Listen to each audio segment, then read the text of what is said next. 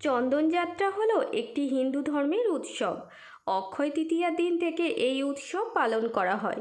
পুরীধামে জগন্নাথ মন্দিরে 21 দিন ধরে চন্দনযাত্রা খুব ধুমধাম করে পালন করা হয়। মলয়ত চন্দন ও কর্পূর একসঙ্গে বেটে জগন্নাথ দেবের বিগ্রহে লেপন করা হয় দেহ ঠান্ডা রাখার জন্যে।